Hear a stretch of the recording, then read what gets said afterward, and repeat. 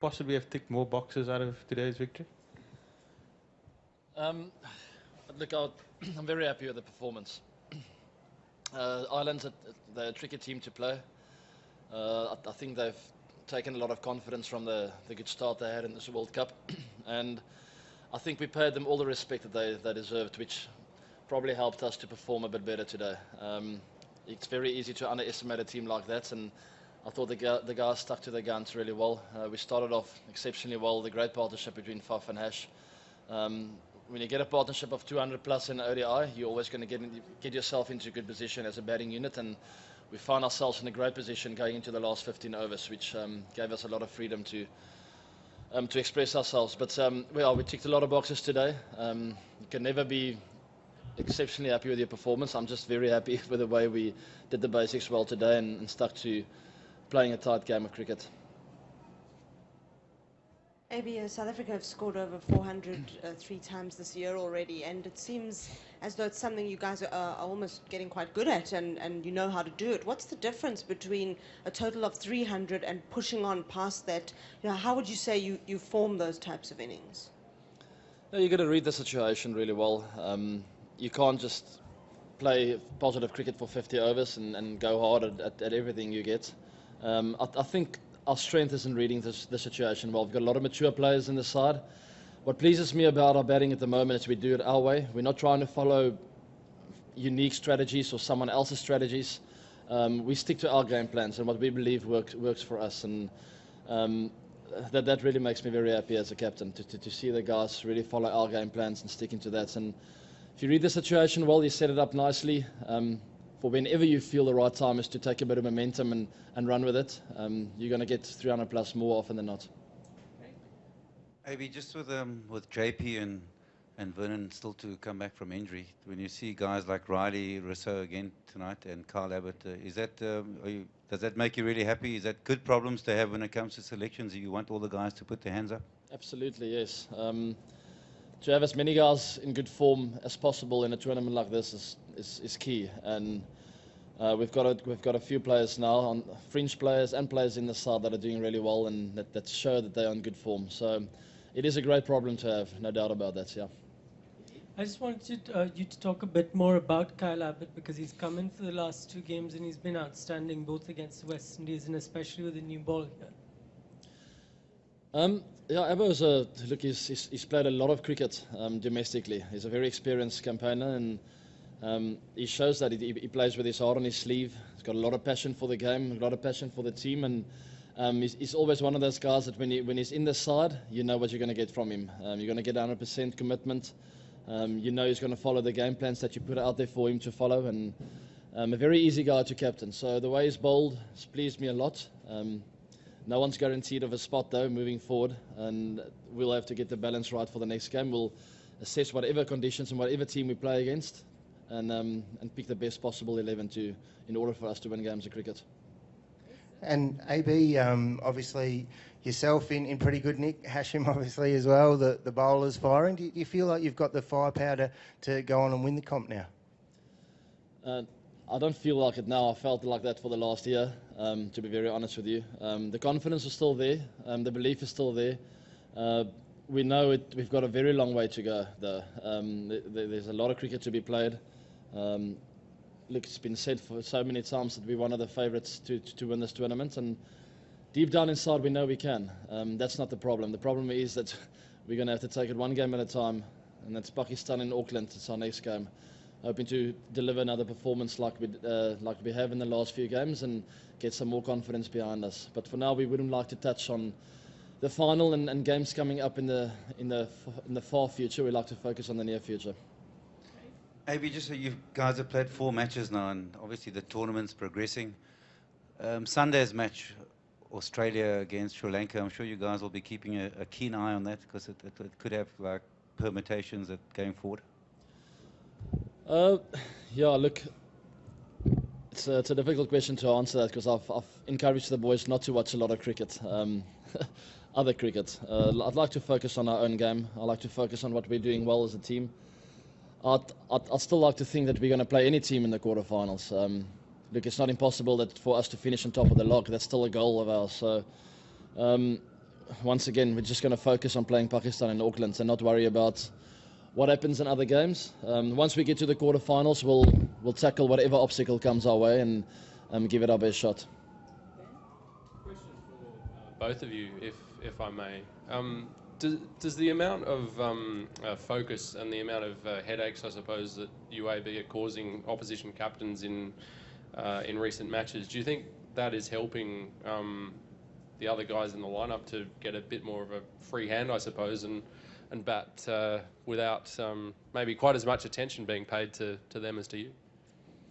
I don't think so. Look, we feed off each other. The other day I said in Sydney that I got a lot of energy from a guy like Riley, who's a youngster and who hasn't really shown at this level what he's capable of, except for now in the last few games. But I fed off him in that game. So there's no real Ash and I are the guys that run the batting lineup. We all feed off each other. There are a few guys that get a bit of momentum behind them. The other guy will follow and get energy from that. We're sitting on the side, get a lot of energy watching Ash play, Faf play the way he played today. And that everyone gets energy and confidence from watching each other play. And that's what a batting unit's all about, to really work together, to go in the same direction. And you see everyone walking out there with confidence because we gel together as a unit. You're not allowed to. Maybe, Dale's form might have been a concern for people looking at it from the outside. How have you felt he's bowled thus far in the tournament? Do you see an upward curve, and is there a sense that something big is waiting to happen with him? I've got no worries about Dale at all. I've got full faith in the fact that he's going to win us a couple of crucial games in this tournament. I know that. So there's no worry there. I just want him to stay in his zone, to really keep working hard on his game, to know that we back him 100%. I haven't seen any bad form at all. I think he runs in with a lot of energy, intensity. He bowled with pace again tonight against a team that's it's very easy to sort of sit back and go like, I don't really have to give it my all here. We just have to relax. We've got 400 on the board. I didn't see any of that. He ran in everything 140 plus. He gave it his all again. So I believe he's still in great form, and I know he's going to win us a couple of games. It's just a matter of time. Maybe I think that was the first time an associate team had scored 200 against you. Were you impressed by Ireland's resistance, or disappointed you couldn't finish them off earlier? Look, no. I said in the post-match interview there that I've been very impressed with the way they've improved as a cricket team. I played against them in 3 World Cups now, and every single time I've seen a hell of a improvement in their skills and the way they play the game. Very impressed. Look, they started the tournament off with a bang. Still got a good chance of making that quarterfinals, which will be massive for them as a cricketing nation. And look, we played the best possible cricket that we could have done today, and I was pretty happy with our performance. I won't say that them getting more than 200 disappointed me. Abby, we know you in the runs, seemingly now in the wickets. What was it like having a bowl today? I enjoyed it, thank you. I enjoyed bowling a bounce or two as well. Just showing the bowlers how to get it up, head height. No, it's very enjoyable. I'd like to think that it's something that could come in handy in one of the games in the World Cup. I won't bowl every game, but it might just come in handy, especially when we play 7 batters.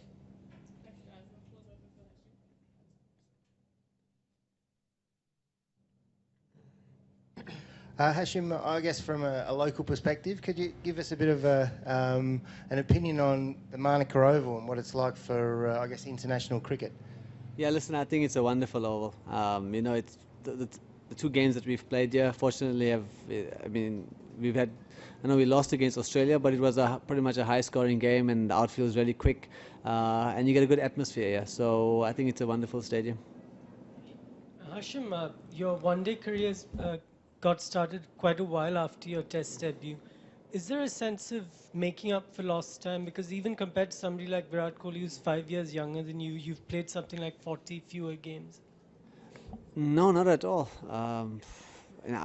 Every ODI you play, or a Test match or T20 is actually just a privilege. So it's not a matter of making up any time or anything like that. It's just to try and excel in each game. Hashim, I'm interested in what AB was saying about judging a 50-over innings and making a big score.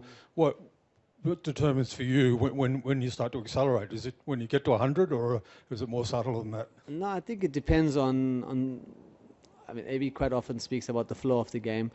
Today, myself and Faf had a partnership going, and we were pretty much settled in a partnership, and we felt that maybe this is the time to just get a little momentum going, and we decided and we went with it. So there's no set formula of when you decide to go. I mean, on any other day, we could have tried it and we could have got out. But I suppose the benefit of that was we had a long batting lineup, and the guy coming in would have had a good base still to build an innings and get some runs. So he's got to try and weigh the pros and the cons. But today was a day that kind of worked in our favor, but it doesn't always go that way. Hashim, just with your high standards, you probably had a slow start to the tournament. Are you just finding your rhythm now and the pace of the wickets in Australasia? Yeah, listen, you'd like to score runs every game, but I don't think that's quite possible unless you're Don Bradman or AB de Villiers. You know, the rest of us will just try and cash in wherever we can and get some runs. You always want to score runs in big games, and even when you're playing against calling the lower ranked teams, you still got to try and put a performance in, and no matter what, it's an international game, and to put the team in a good position is the ultimate goal, and thankfully my son Faf got to do that. Hashim, it seems that you've got a few more attacking strokes that you play, you've added to your repertoire. Would you say that's come about from playing a little bit more T20 cricket?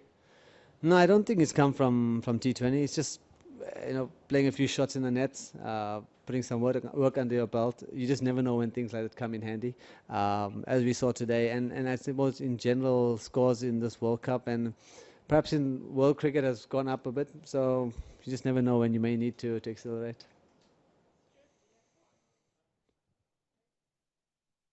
Hashim, just opening with Quinton de Kock. I mean, he's such a talent. He's struggling for runs at the moment. Just your views, do you think that will be short-lived, that will be scoring runs soon? Oh, without a doubt. I mean, Quinny is an unbelievably talented and hard-working player. Not many people see the amount of effort he puts in the nets. And it was everybody, myself, AB, everybody goes through a few games where you don't get runs. And I've always seen that as a silver lining, because we all know that he's due runs, and I suppose on a personal level for him, when he does score the runs, he'll appreciate it a lot more. So everything has a benefit to it, and the fact that he's not getting runs and we're still managing to get some good totals on the board, I think it's a nice situation to be in, and I'm sure, and I know we all have total belief that he'll come good. Hashim, just following on from Zahir's question about your shots, which stroke did you enjoy the most today, or was there like a passage of play that you really enjoyed being part of? Yeah, listen, there was a nick to third man for 4, and that's probably my favorite shot. So I'll keep that as it's the least effort with a bit of reward, so that's okay. And Hashim, what sort of went through your mind when you clubbed that one straight to the guy at short mid-wicket? And did you sort of come here inspired by Chris Gale, because you played a fairly similar innings to him today? Chris Gale will probably score 300 in a one-day pretty soon. So, listen, he's an amazing player, but when I hit that ball today, I actually thought it was on the ground. But I think the nature of the wicket was a bit slow, and I was quite surprised that it went in the air, but that's how it goes. And I hit it pretty well, and I think that made it difficult for the guy to catch it. Hashim, you're very supportive of your fellow opener there, who's scratching for runs a bit, but he almost scratched a couple of teeth out of your mouth. Yeah, that must have been frightening when it was coming to you. Yeah, it was. I think there's always a danger at first slip. I mean, it's happened a couple of times where, a person diving across you kind of take your head away and you don't know what's going to happen. And the best possible result happened today. The ball got stuck in my arm somewhere. But I was just grateful it didn't hit me in the face or teeth, and it could have been a lot worse. And was Eddie Burrell a particular help for you and to the team in general with his preparation from his experience with Ireland? Yeah, well, I suppose Eddie Burrell is always an assistant, no matter who we play against. And the fact that he's coached Ireland before, he had a little bit of insight. But no matter how much information you get, at the end of the day, a good ball could get you out. So he did assist without a doubt, but you know he did. We still got to go out in the middle and try and do the job. Eddie, no matter what, without a doubt, he's one of those guys who every game we play he gives it 100% commitment and input as much as possible.